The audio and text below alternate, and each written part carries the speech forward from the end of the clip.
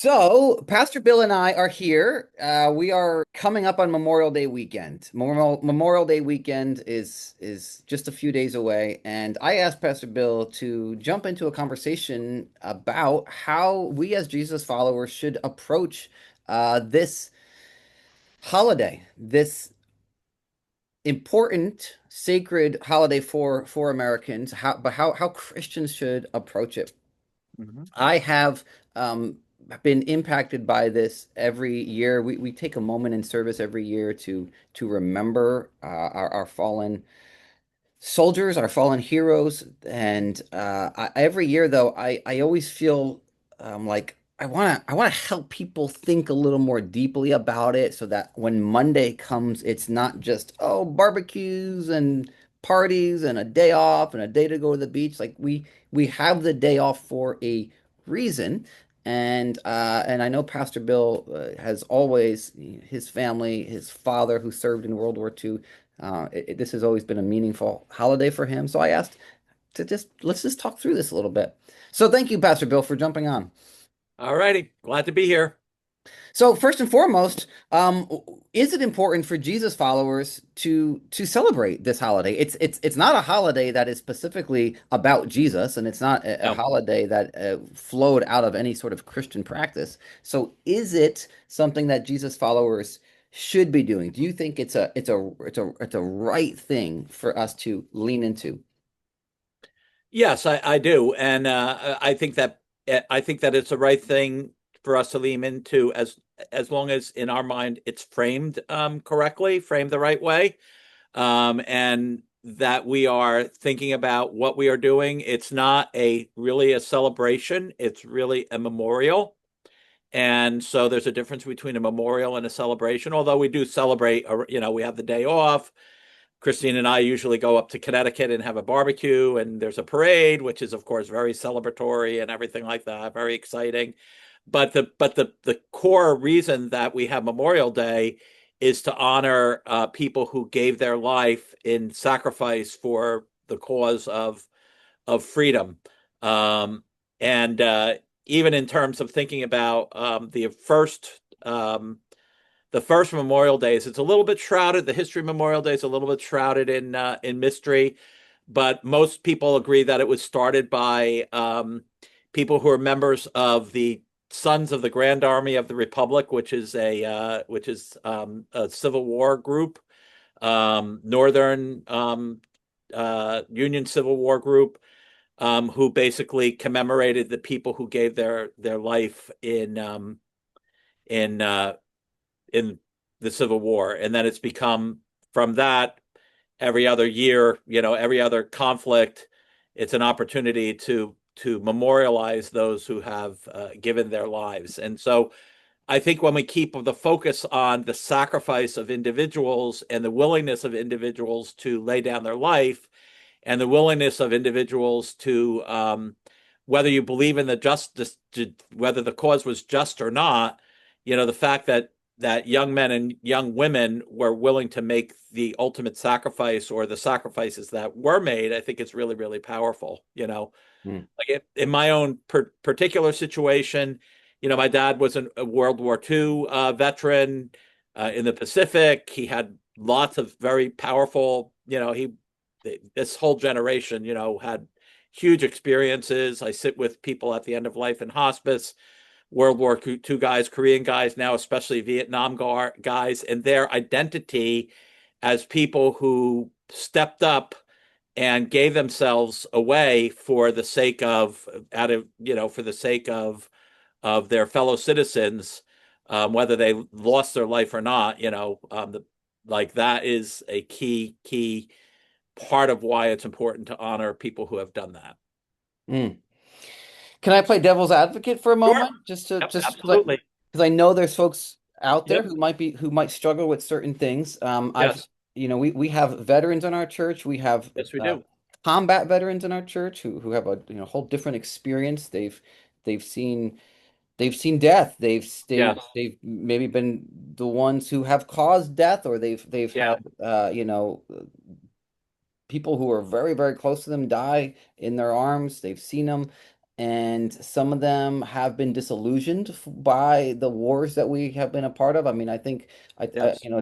World War II is not very controversial anymore. I don't hear many people saying that we shouldn't have gotten involved in World War II, but Vietnam is certainly one of Yes, them. absolutely.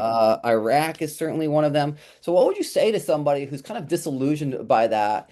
And by the fact that maybe we weren't told everything, and people were either drafted or they volunteered on certain information that wasn't fully disclosed. So they went in and they didn't have to die, is what somebody might think. They shouldn't have died.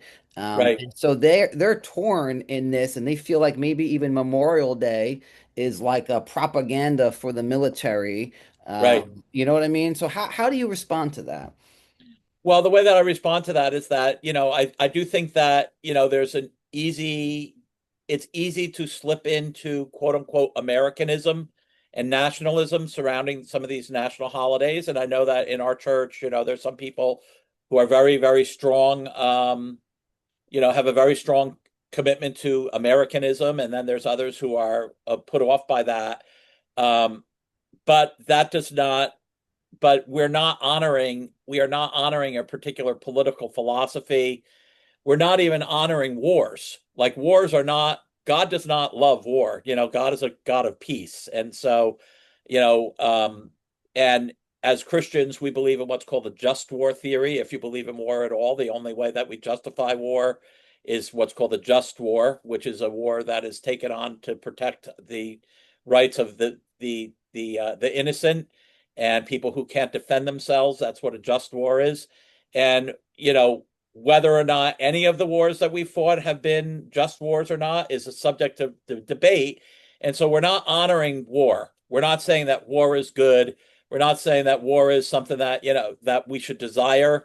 But what we are saying is that people who have answered the call to defend freedom, or have answered the call to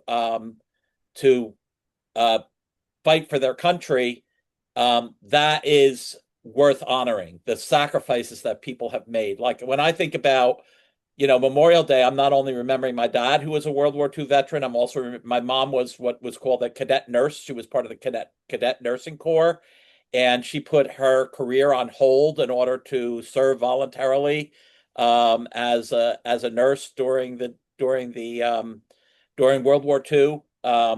And so there's many, many, many people who made sacrifices and put aside their own concerns for the sake of others. And I do think that, like, that phrase right there, living for the sake of others, is a core Christian value.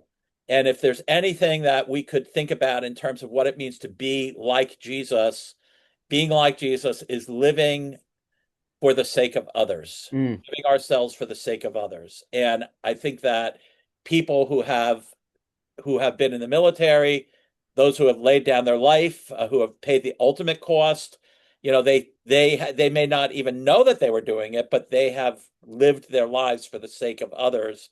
And I think that when individuals do that, that is really important to honor, and it's important to commemorate that and acknowledge that that is a reality. yeah. That's good. That's a really good, helpful way to draw some distinctions. Um, I I appreciate that. That's really helpful. What do you, I know you said what you normally do, but what do you recommend for folks who are like, you know what? In theory, I think this is important, but I honestly don't ever do anything to think about, to reflect, to remember. I just get caught up in making, catching up on chores, going Yeah, to the beach, yeah. enjoying some burgers. Right. What recommendations you can make practically? It's all about intentionality. That's so, like, if you don't live your life with intention, life happens to you, as opposed to you making taking life by the horns and making it what God wants you to make out of your life. And so I think even just taking a moment, during the day and saying, I'm going to take a moment during the day and thank God for people who have laid down their lives, who have lived their lives for the sake of others. I think that just doing that on purpose and intentionally, like would be a really, really important thing to do on Memorial Day or any day that we're commemorating, the sacrifice of others. Acknowledging that as being really real is important, you know. Yeah. So I like that some from our church are in the Memorial Day parade, and one of the things that is part of the culmination of that parade, I think they lay wreaths or something probably here in Brick. I've never been to it since my kids haven't been to it since my kids were in the band. But that's a really key thing to do is, if you're part of the parade, to don't just run away, to participate in that, to acknowledge what it's really about. It's not just an excuse to have a parade. It means something. It's commemorating people who have paid that ultimate price. Yeah. So thinking about it and taking the moment to do that is really important. Yeah. I have appreciated being in that parade. And if you want to join us, if you're watching this Yeah. prior to Monday and you want to join us, um, another thing that's helped me as an individual, but also as a dad who's trying to help my kids be intentional, is movies. This Absolutely. might be somewhat controversial with, with kids, but we've shown our kids some pretty violent war movies to help them understand like this is why we get to enjoy some of these freedoms. There's been Yeah. people like we've showed our kids Saving Private Ryan uh, Yeah. 2 or 3 years ago, and it wasn't for Memorial Day, it was actually for 4th of July, but still it's a worthy movie Yeah. for Memorial Day. Like so many of these guys knew that there was a good chance of them dying when they invaded that beach. Yeah. When those gates came down, so many of them knew I could be the first one, and they did it anyway. So trying to help our kids grasp that. Yeah, and then the power of the last final scene where the fella's standing in front of Matt Damon. I don't know who the name of the guy who plays, but he's standing in front of the grave and he says, "Have I been a good man?" Like people laid down their life for the sake, for us to be able to live the good life that we desire to live. It's not just that so recognizing our responsibility as citizens, and whatever that means, that does not just mean, jingoistic patriotism. It does not just mean, being a yes man to whoever's in power, whatever party's in power.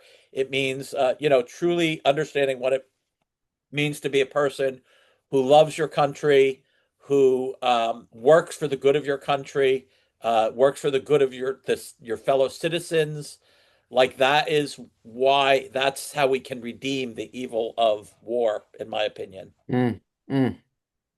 What are some of your, as we prepare to end this, what are some of your favorite movies that have helped you reflect?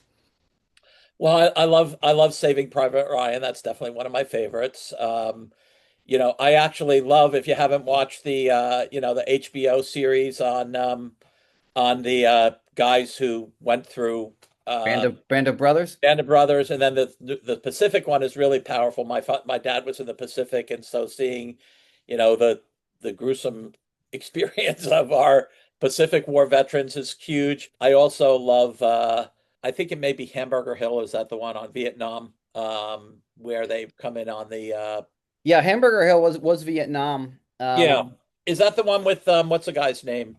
Who was the played in that? The lead guy. I do not know. I didn't see it, and I do not. There I was a have. spiritual, whatever it was, there was a spiritual component to it, which I appreciated. I always like when a movie has a spiritual component to it, that's a redeeming moment. One of my favorites was Hacksaw Ridge, which was World That's the War one I II, think of. also in the Pacific, Hmm. Japan, and he refused to hold a weapon, but he was became a war hero. It was a true story. It was for a while. Sienna was saying it was her favorite movie. So I Huh. really appreciate. I mean, a story has the power to help you remember, Yes. and I really appreciate that. The movie Unbroken was a great one. Yeah. Yeah. I'd Uh, never y- seen that, but I have to check it out, I think. Yeah. Another one. Just saw this recently, relatively recently. The Last Full Measure, Vietnam movie. True story. There's many, of course. But movies I think are can be big, you know, taking the moment on Memorial Day or the Sunday night. Hey, let's watch this. Um, Yeah. you know, obviously if you're a parent with little kids, you got to use discernment and discretion and whatnot. Yeah. Bridge over Um, the River Kwai. That's another one of my favorites. I love that. mm, Yeah. yeah, although it was not entirely historically accurate, that one. Uh, but All right. Which ones are? well, as I understand it, to end all wars is more accurate to what Bridge on the River Kwai was based Okay. on. Interesting. Interesting. Um, there's been documentaries that I've seen. There's a great one on YouTube called Lowering the Gate. It's about the D-Day invasion, and that was really powerful with these guys. Some of them are, you know, it was made when some of these guys were still alive, and they're telling Yeah. about I was there on the boat as we came Wow. in, and I had to lower the gate, and uh, it's just so incredible to see these guys going in. And like you said, they believed they were doing the right thing, and in order to do the right thing, they were willing to lay down their life. And it's so remarkable, and it is worthy to remember. Like you said, even if they were not doing it for the glory of God, it is something that is virtuous. It is something good that God has put in the human heart to care about sacrificing our lives for something that is right. And even if every war wasn't just, even if every conflict we shouldn't have been involved in, even if there was information that was withheld or was distorted and we went to war. I mean, I was talking to a combat veteran in Iraq who said that him and most of his buddies, they believed they were there and they should have been there, but there was one guy who was saying we shouldn't be there, and they all thought he was just like a conspiracy theorist. And he said, now looking back, I realize I believe that he was right and we shouldn't have been there. Yeah. But nevertheless, like you said, Pastor Bill, it is still worth honoring the people who died in Iraq, Yes. even if we shouldn't have been there. Yep. Yep. Yeah. So Yeah. any last thoughts before we end? Well, if somebody wants to, if anybody wants to do something that's like really, really, you got a lot of time on your hands. My dad is buried out at Arneytown, which is a veteran cemetery in Jackson, and the Boy Scouts put a flag on every grave prior to Memorial Day. Oh, wow. It's a very, very powerful thing. I've had the privilege of doing many funerals out at Arneytown because of being a hospice chaplain, and even just the whole way that they honor veterans at the end of their life is really powerful with the taps and everything like that. They're very, very beautiful. They have a whole group of military people that's their job is to honor people. Honor guards is what they're called. But going there and seeing that site is a very powerful way to just take a moment out of your weekend to remember those people who've fallen. That's good. That's helpful. I didn't even know about that. Mhm. Thank you. All right, Pastor Bill. Well, we pray that you who are watching would be intentional this weekend, especially on Monday, that you would use the time to remember, to remember, to remember. God Yep. bless everybody. Take care.